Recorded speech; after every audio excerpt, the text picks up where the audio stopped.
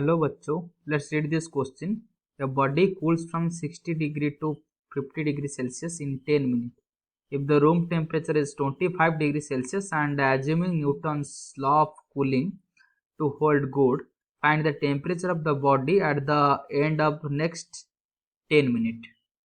तो क्वेश्चन में क्या बोला गया? क्वेश्चन में बोला गया कि एक बॉडी है जिसका इनिशियल टेम्परेचर जो टी नॉट है, इनिशियल टेम्परेचर वो 60 डिग्री था और 60 डिग्री से वो 50 डिग्री हो गया। उसका जो टाइम उसके लिए लगा वो 10 मिनट है।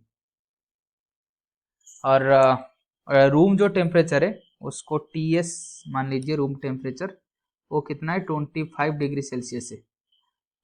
न्यूटन लॉ ऑफ कूलिंग इधर होल्ड कर रहा है, तो नेक्स्ट 10 सेकेंड मतलब इसके लिए 10 सेकेंड लगा और दूसरे जो 10 सेकेंड है मतलब 20 सेकेंड में उसका टेम्परेचर कितना होगा। 60 से 50 हो गया 10 मिनट में और 20 मिनट में कितना होगा ये पूछ रहा है। तो उसके लिए जो की कंसेप्ट यूज होगा तो ये है कि न्यूटन लॉ ऑफ कूलिंग, यही इधर की कंसेप्ट है। तो न्यूटन लॉ ऑफ कूलिंग क्या है? न्यूटन लॉ ऑफ कूलिंग है T of T means T second में टेम्परेचर कितना होगा, T equal to TAS। TS क्या है? सराउंडिंग का टेम्परेचर जो कि इधर 25 है, plus T0 minus TS into e⁻ KT।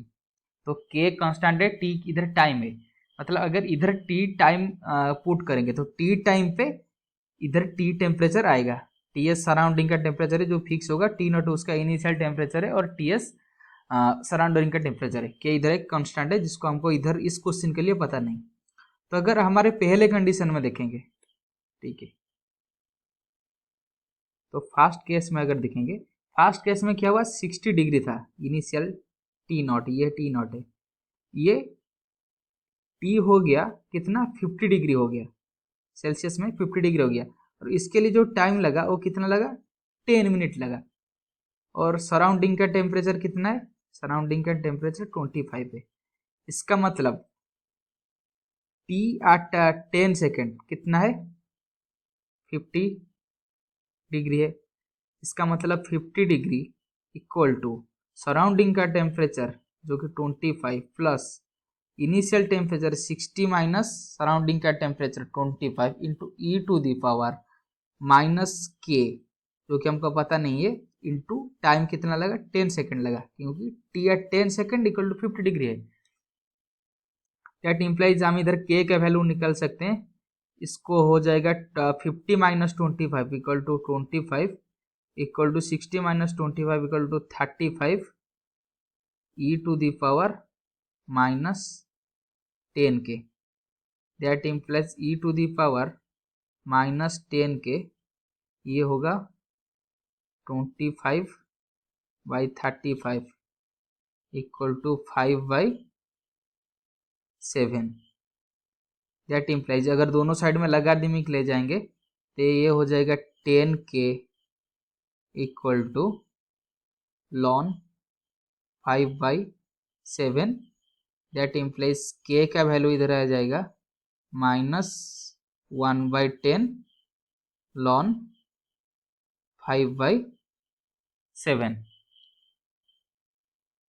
तो हमको फाइंड करना है 20 सेकेंड पे, मतलब t इक्वल टू 20 सेकेंड पे हमको फाइंड करना है।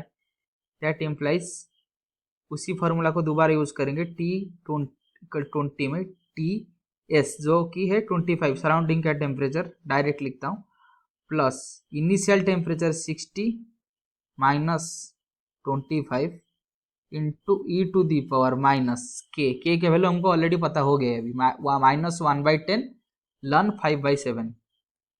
तो ये हो जाएगा -1/10 ln 5/7 इंटू 20।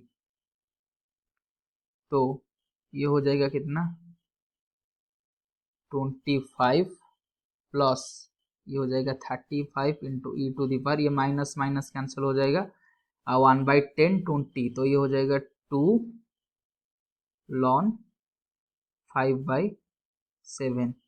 Equal to 25। अगर इसको सॉल्व करेंगे तो ये रहेगा 35, ये हो जाएगा कितना 5/7 का होल स्क्वायर।